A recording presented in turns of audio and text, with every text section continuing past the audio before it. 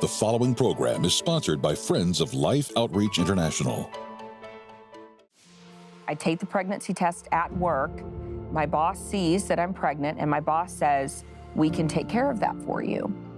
I look over, and Grace is very upset, crying. And I'm thinking, oh my gosh, I've never told her that my boss wanted me to end her life. Former director of an abortion clinic, Abby Johnson, next.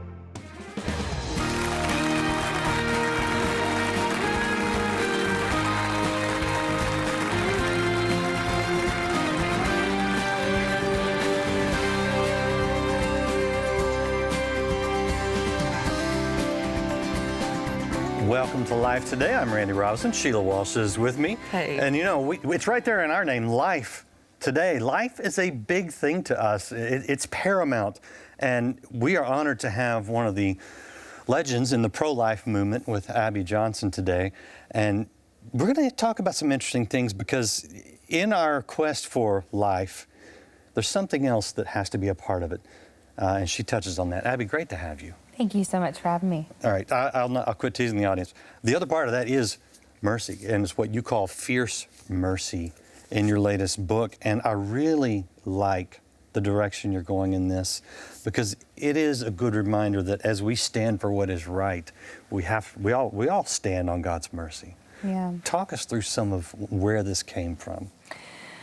Well, I mean, people that know my story know that I worked in the abortion industry for 8 years. During that time, I had 2 of my own abortions. I helped to facilitate over 22,000 abortions. You know, looking back, obviously a very dark time in my life. But now, standing on God's promise that He forgives us of our past sins, and you know, just thinking about my life, thinking about my past, thinking about how He can use everything. He wastes nothing. Yes. And I thought, gosh, I need to showcase that. I need to showcase how good God has been to me. And, you know, I've written 2 books before, and both of those books, Unplanned and The Walls Are Talking, really talked about abortion. Right? I mean, they talked about how I got into the abortion industry, how I left the abortion industry. They talked about, you know, specific stories relating to the abortion industry. And I thought, I need to write a book that talks specifically about how God has poured out His mercy in my life. And then I wanted to talk about more personal parts of my life that had nothing to do with abortion. So how have I seen God's mercy displayed in my life as a wife, as a mother? How has He used me to love people who really are, other people would look at and go, that's an unlovable person. I don't want to love that person, right? Yeah. And you know, we all have moments like that, specifically in our culture right now, because we're so divided. We're such a divided nation, a divided society. And I think that we need practical reminders of how we can really love one another and how we can show mercy to one another. You know, when I was reading through your book, which it's so well written, and it was great getting to know you in a different way because I've had the privilege of interviewing you before. But I found myself wondering, why do you think as believers we find it so hard to extend mercy and grace to other people? You know, I don't know. Maybe it's just part of our sinful nature. Maybe we just have a hard time recognizing how much God rejoices over the lost coming back to Him. Yeah. Yeah. And I think about that all the time. You know, I saw a graphic the other day, and it was on Facebook, and it literally made me catch my breath when I read it. It was so powerful when I saw it. It said, Paul entered heaven to the cheers of those he martyred. Oh, wow. And it it made me tear up. I mean, I just sat there looking at it and reading it and rereading it. And I thought, oh my gosh, please, Lord, let that be my life. Please, Lord, let that be me. Please, Lord, let those 22,000 children and my own children, my own 2 children, be there to greet me Wow. when I enter the gates of heaven. That's powerful. But that is how big God is. Yeah. That is how great our God is. And maybe we don't understand that. Maybe we don't understand how small we are in relation to how great our God is. Maybe if we understood how much He loves those who we deem unlovable. Yeah. Maybe if we understood that more, then we would have the same love for them Yeah. that He does. Yeah. Yeah, that's big. And it's easy for us when we're taking a stand for what is right, and rightfully so, to get over into condemnation of people when we condemn a wrong action. And we really have to separate the two, because we need to redeem the person while standing up for what is right and wrong and God's standards, you know. I like the way you have put that idea into practice, because I'd be happy if we shut down every abortion clinic in the country today, right? But you've said, okay, instead of taking an antagonistic angle, you've got a ministry called And Then There Were None, where you're going to help the people that we think of as our opponents and transition them out of the industry. Explain why you did that and kind of how that works briefly, because I find it fascinating. Yeah. You know, it was sort of funny. When I started And Then There Were None, I just saw a need in the movement. Nobody on a large scale, on a national scale, was reaching out and saying to abortion clinic workers, come to us. Come to our side, right? And come experience the love of Christ. Yeah. And I found that what had happened in the pro-life movement was that we were doing to the abortion clinic worker what we had accused them of doing to the unborn child. We were dehumanizing them. Yeah. And so I thought, I've got a great idea. I'm going to start a ministry, and we're going to start reaching out to them. And now, And Then There Were None has seen 615 abortion clinic workers leave that soul-ravaging industry and come into relationship with Jesus Christ. Wow. That's amazing. And I believe that the Lord rejoices Oh, gosh. in that. I All of know heaven. through His Word, Yeah. because of His Word, He rejoices Yeah. in that. You have when I got to the end of your book, you have this really interesting thing where you're sitting watching the movie, Unplanned, with your 13-year-old daughter. Yeah. Talk to us about that, what that was like. Yeah, you know, we were at the theater in LA for the premiere, and it was you know, Grace she's 15 now, she was 13 at the time. You know, Grace has grown up in the movement, right? So she knows about abortion. She knows all the details and everything. So I was not concerned about her watching the film at all. In fact, I think 12, 13-year-olds need to watch Unplanned. I think that is the right time for them to see the film. And because Grace had so much knowledge about abortion, I was not concerned about her watching it at all.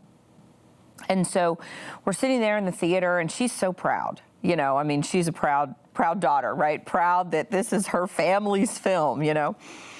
So we're sitting there, and we get through the opening scene, which is a very difficult scene to watch, and we get through it, and, you know, she's, doesn't seem to be too fazed by it, you know, maybe a little tearful, as expected. Sure. And then we get to the scene where I found out I'm pregnant, and With her. pregnant with her. And this is exactly what happened. I'm in my at Planned Parenthood. I'm in the clinic. I take the pregnancy test at work. In the bathroom, my boss sees that I'm pregnant, and my boss says, "We can take care of that for you." And then the next scene is me in my boss's office, and my boss is saying, "Are you sure you're committed to carrying this pregnancy? Are you sure you don't want to have an abortion?" And I'm, saying to her, "No, Doug and I, we're doing this. We're having this baby. This is not going to affect my work." And, we're sort of going back and forth. I look over and Grace is very upset. She's crying. And I'm thinking, oh my gosh, I've never told her that. I've never told her that my boss wanted me to end her life. So I just sort of put my hand on her leg, and, she sort of leans over on me, and it's not the time to talk, right? It's in the middle of the film, So unfortunately, my husband and I and my publicist had to take a red eye that night to New York because I was doing some interviews with Fox and ABC. So my parents had gone with us to LA, and Grace was flying back home with them. So we're in the lobby of the Grauman Theater. And I said, "Grace, I'm so sorry. I've got to go. Doug and I, Daddy and I have to go. We have to go get on a flight." And I give her a big hug, and I notice that she's crying. And I said, "Oh, honey, are you okay?" "I'm so sorry." I said, "Are you okay?" I said, are you upset about the film?" And she said, "No, Mom." She said, "I'm not upset." She said, "I'm so thankful." Wow. And I said, "Thankful? What do you mean?" And she said, "I didn't know that you had to negotiate for my life." Oh, wow. And she said, "Thank you. Thank you for not having an abortion. Thank you for choosing life." And she was 13. And I just, started crying and just hugged her. And I said, "Oh, Grace," I said, "I never would have considered it." But it was in that moment that I realized that just the gravity that she realized that two of her siblings were gone. Yeah. Abortion affects everyone. Yeah. Abortion affects a family. Abortion affects siblings. It affects grandparents. My parents are affected by the 2 abortions I had. Abortion harms everyone it touches. And I think that so many times when these young women in particular are going in to have these abortions, they're thinking of themselves. Yeah. They're thinking about their own futures. They're not understanding that abortion has a large ripple effect, and it will affect so many other people in their lives in the future. Yeah. Right now in our country, we're kind of seeing 2 things. Some states are passing laws that are very pro-life. Other states are going in directions that are very disturbing. And I am grateful for everyone who fights on a legislative level, who fights in the public arena. But I think you and I both know that it's really not going to be solved until we get to people's hearts. How do we do this? How do we balance all the complexities of the issue of women and pregnancies and children and all these things, and get to a place where we just get down to life? Yeah, that's a great question. I think there's always a debate, is politics upstream from culture? Is culture upstream from politics? And I'm not sure it's either or. I think it's both. I think that we have to fight for both. I think that what's happening with our Supreme Court right now is vital. There were many women who would come in and they would say, I've always been against abortion, but it's legal, so I guess it's okay. I guess it's acceptable. Wrong signal. Yeah. So I think that political fight is important, but you're absolutely right. I mean, we have to work on hearts as well. We have to work on that conversion, that heart change. That ultimately happens by bringing people to Jesus Christ. Yeah. And so we do have to work toward that. Abortion is a sin problem. Anything that's a sin problem is a Jesus problem. anything that's a Jesus problem is a church problem. Almost 60% of women having abortions are actively attending church. Wow. We have a problem in the church. We have a problem with silence in the church. We have a problem with apathy in the church. The church thinks that, by and large, this is not our problem, that this doesn't affect our women. But it absolutely does. Yeah. Because believe it or not, every single person sitting in the church is a sinner. Amen.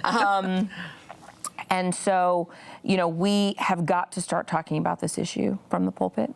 We have got to start talking about God's mercy Yeah. from the pulpit. Yeah. Right. What if you've had an abortion? Yeah. Not to worry. God's there for that sin too. But we have got to start actively speaking out against abortion. We've got to start calling it what it is, and that's a sin. And pastors have got to start leading on this issue. Are you going out? Are you praying outside of that abortion clinic? If pastors start doing it, their congregation That's will true. follow. Yeah. Yeah. You know, so we have to have pastors that are willing to, you know, to really lead by example, to start speaking the word of God, to start unabashedly being pro-life, speaking life, and not worrying about offense. Yeah. Because the truth of God will offend Yes. those who are opposed to the truth. But we need to take Jesus' example. We need to lead by Jesus' example. You know, when he had something to say, he said it. Yeah. And he didn't worry about offense. Yeah. And we need to follow that example. There's a moment, a very poignant moment in the book. The scene is Times Square. Yes. You're having an ultrasound of your little boy, and I don't know how this all happened, but it's being broadcast outside, and when the heartbeat is playing, you say, I heard the echo of God's mercy. That gave me chills, Abby, when I read that. Yeah, Focus on the Family had put together this event in Times Square, and they had said, hey, you're pregnant. We want to play a heartbeat in Times Square of a baby, and we want to show a 3D image of a baby's face on, you know, these jumbotrons in Times Square. And they said, would you be willing for us to use your baby to do it? And I said, yeah. And they said, well, it's going to be a surprise. Nobody's going to know it's you, so don't say anything. And I said, okay. So I'm in this ultrasound van, and they start doing this. And I was in the van, so I didn't know what was going on outside. My reporter friend, Kevin McCullough, he described it so beautifully. He said, you know, the busiest place probably in the world is Times Square. He said it's loud. There were protesters there banging on drums. Wow. He said when that baby's heartbeat began to play on the speakers all across Times Square, he said the loudest, the busiest place became silent. He said there was a holy hush that came across Times Square. He said the only thing you heard was the beating of your baby's heart.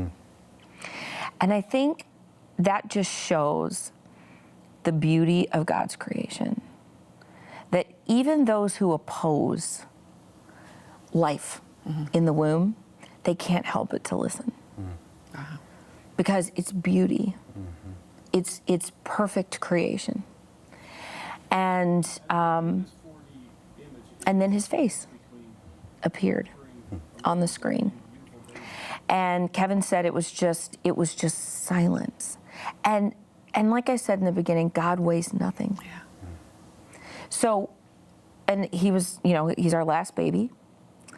And I just thought, what a profound moment in my life, that as a woman who has aborted 2 of her children, who has facilitated in all these abortions, that God would use me in that moment to proclaim his mercy and his grace in the middle of Times Square, to show what he can do in someone's life if you allow him to use you. It was amazing. Yeah, if you allow him to use you, yes. It's just one of the most powerful things. You're going to want to get hold of this book for yourself. Fierce Mercy, daring to live out God's compassion in bold and practical ways. This is an incredible book. And we'd love to send it to you. But first of all, Randy and I would love you to watch something. There are some mothers who are losing their little ones, but it's not because of their choice. It's because they have not been given a choice, and we want to change that. Would you watch this? These mothers are working hard. Struggling each day, they try to grow food for their families with little success. Not from lack of work, not because they don't love their children, but because they just don't have adequate resources. Ongoing drought in Angola and record-breaking floods in South Sudan have made it almost impossible to grow the food their families need. In South Sudan, mothers are forced to rely on feeding their children leaves from trees. Angolan mothers will forage for pods from the baobab trees. At best, the children can relieve their aching stomachs when they eat from the pods, but they receive little or no nutritional value. Unfortunately, as hard as these mothers struggle to keep their children alive, a small grave is where the story ends too many times. In January, this mother had to attend a third funeral for her children. You know, I asked her, on any given day, what's your number one concern? And it's one thing, getting food for these children. That's all she thinks about. Every single day, morning, noon, and night, all she thinks about is, where can I get something to feed these children today? And she said many times she has to put these two to bed hungry. And she tries to encourage them. And you know what she says to them? Who knows what tomorrow will bring? She's trying to keep hope alive. And mission feeding saves lives. We've done it before, but the need has never been greater. We need your help today. We need your help now. You know, right at the moment, Angola is suffering the worst drought they have in 40 years. But I want you to imagine you're coming with me. You know, I show up at DFW, Dallas Airport. I buy a bottle of water and a sandwich and I throw it in my backpack. And I get in the plane and in a few hours, I step into her world. You know, and I walk with her for a long, long distance to try and see, is there any food available? Their village is miles away from anything. I mean, you actually get to see what Abraham saw. The stars are so brilliant, but the need is desperate. And I get down on my hands and knees with her and scrape in the mud to see if there's anything that she can give these precious children. And let me tell you, they love their children every bit as much as I love my son.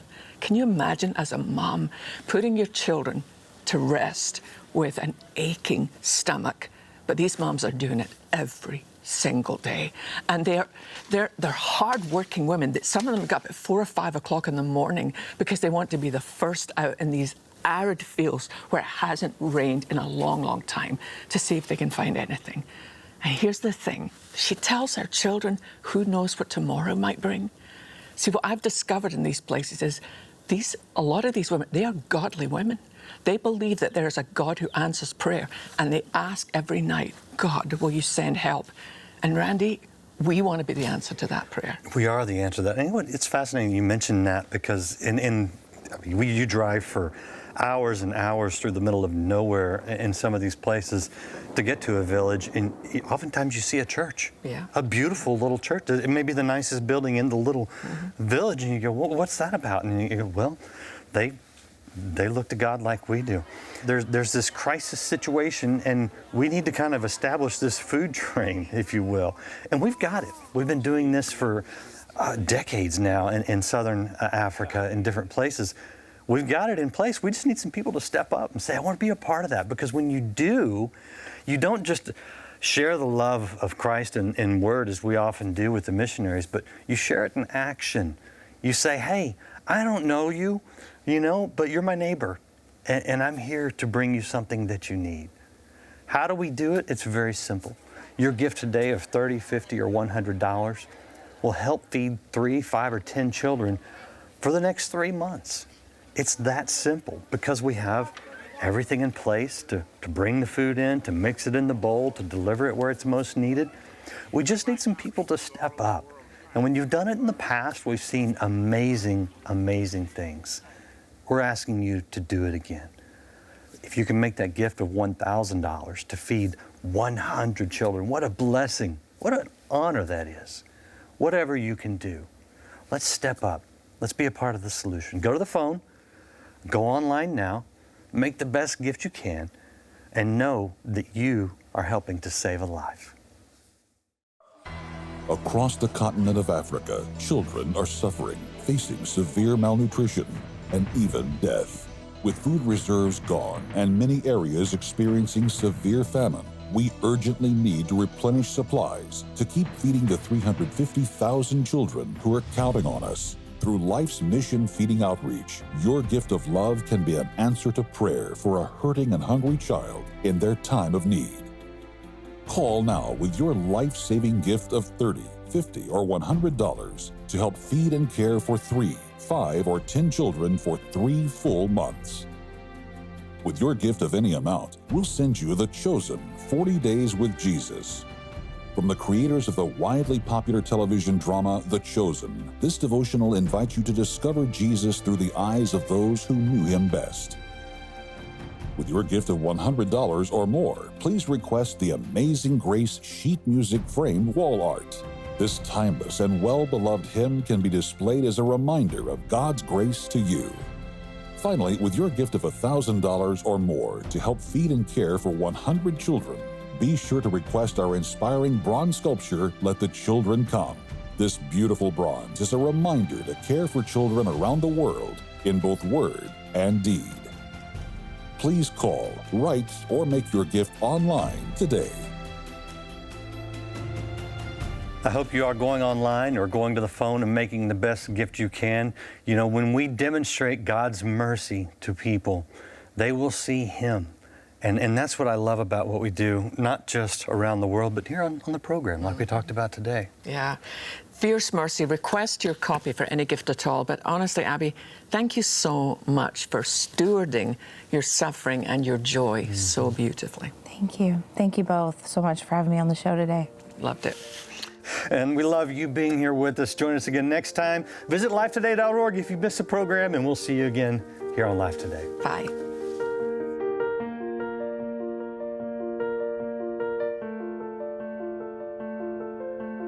Oh, you can't hear me cry. See my dreams all die. From where you're standing on your own, it's so quiet here, and I feel so cold. This house no longer feels like home. Ooh.